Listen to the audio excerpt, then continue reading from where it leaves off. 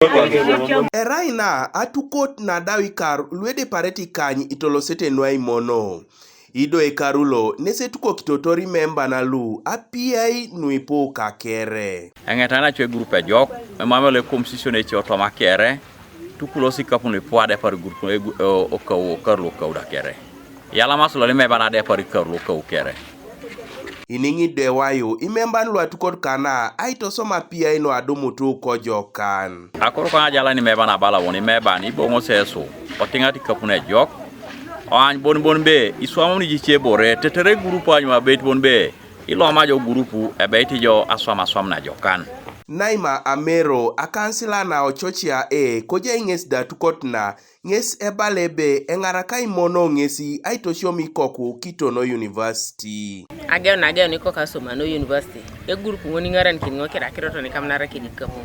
So achore taiti na ina kini oneji asangoro. Aina kine sevngani ni kapu. Ochoi kina. Mera kwam ni boren mamji pedori. Woso di katilo la partner lo dum nasi kapu. Mera jalo salali kina ara ba nyamar ko ni kapu. Ara matar. Ina kitilo le grupu le kapu no tama pakina ibecho ina kide somero. Imemban luchieda kes apolala kanari.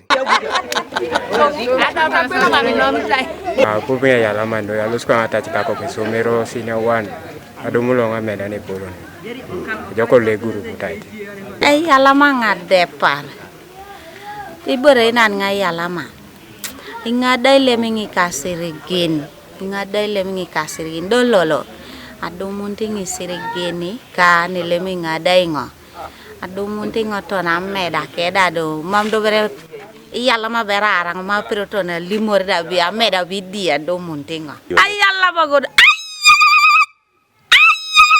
Kanuka TV East Patrick Eteu kwa Muria.